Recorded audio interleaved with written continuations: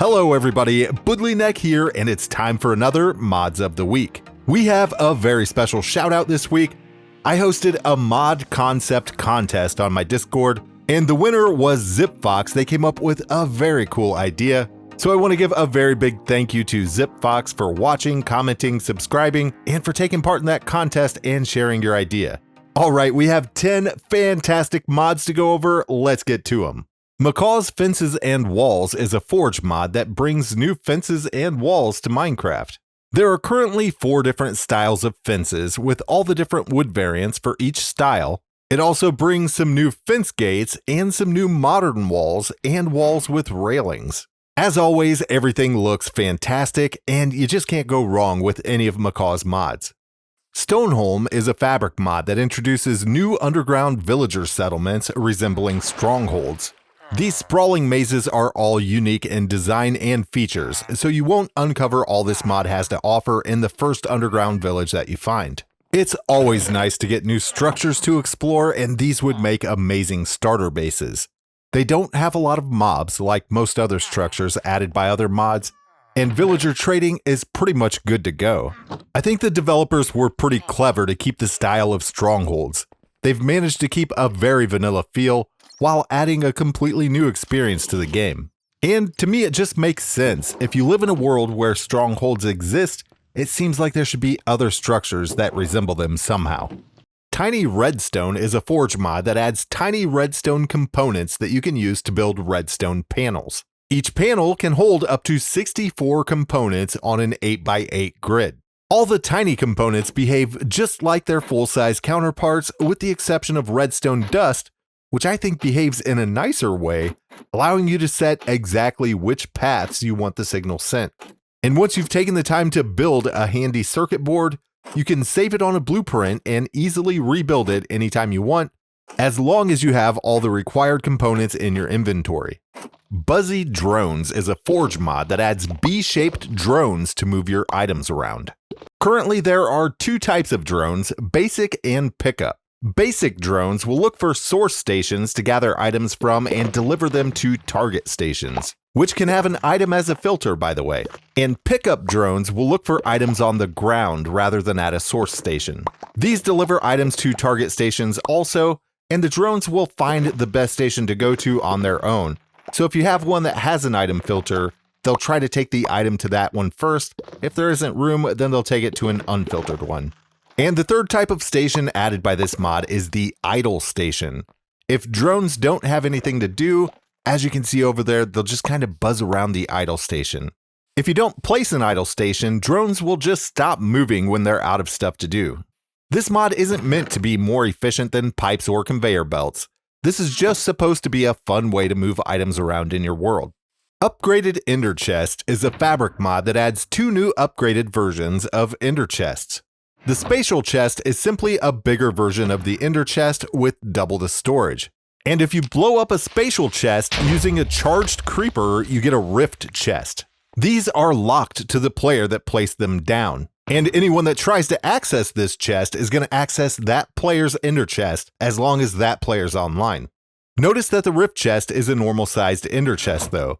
This means you can still keep those bottom 27 slots of a spatial chest for your own private storage. You can also hopper items into and out of rift chests, but again, only those top 27 slots. Not even hoppers can access that bottom half of your spatial chest. Mr. Crayfish comes in next with Configured.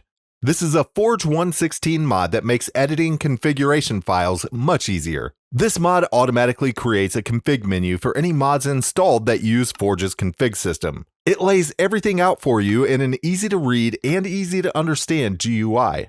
If the mod doesn't have any configuration options, or if it uses a custom config system, the button just won't be clickable.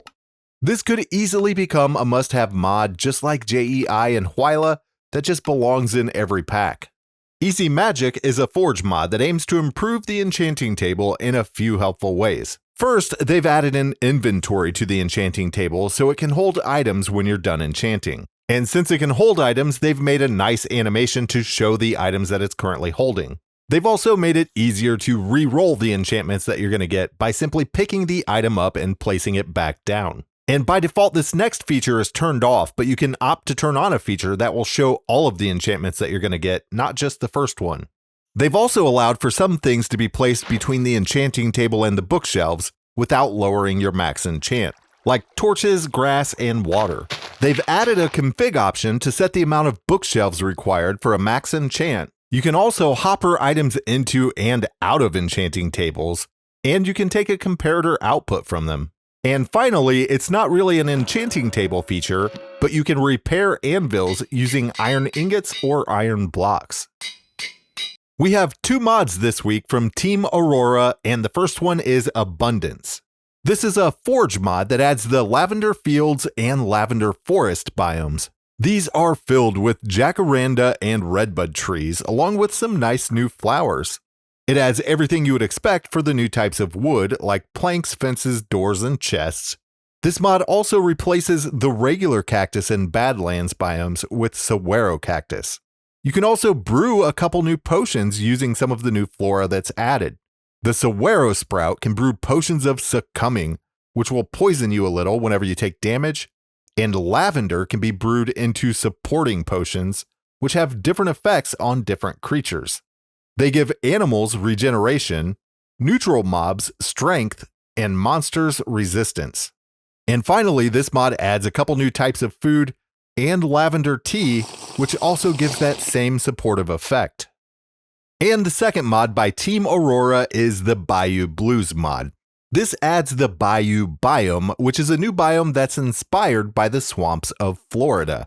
It's filled with cypress trees, beard moss, algae, and gooseberries. The hanging moss and beard moss give this biome a very unique look for the overworld that I think looks fantastic. And I love the lily variants of flowers that can grow on lily pads. And just like with the previous mod, they've added all the wood items that you want from new trees, along with a few blocks created from algae and beard moss. And you get some new food with this one as well. They've got 5 new foods, all based on gooseberries. Golemancy is a fabric mod that allows you to capture the souls of mobs and use them to create golems that will do your bidding. Currently, it adds 10 types of golems, each with their own traits and abilities. To get started in this mod, you're going to need some empty soul stones. With these in your inventory, you'll start collecting the souls of mobs as you kill them. You're also going to need some clay effigies and a golem wand. You need the golem wand to command golems to follow or stay, or to link them to inventories, set their homes, set the blocks they can right-click, and to use various other features like that. Once you've collected a soul, you can right-click a clay effigy with it to bring it to life and give it purpose. Killing different mobs provides different types of souls, so what your golem can do depends on what type of soul you create it with.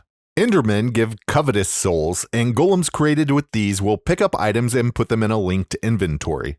Slime give curious souls, and these golems will just follow their owners around. Creepers and silverfish give entropic souls, and these golems can break the blocks of the type that you link them to. They'll need higher strength for harder blocks, but we'll get more into that later. Hoglins and zombies give hungry souls. These golems destroy items by picking them up and eating them. Shulkers give intrepid souls. These create ranged golems that throw clay balls at enemies.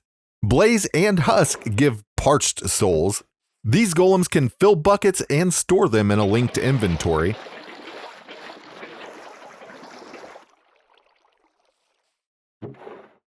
Skeletons give restless souls. These golems just wander around. Phantoms give tactile souls. These golems will right-click their linked block every few seconds. Ravagers and Guardians give valiant souls. These golems can be equipped with tools and will fight off enemies. And finally, Ghasts give weeping souls. These golems can heal other golems and pets.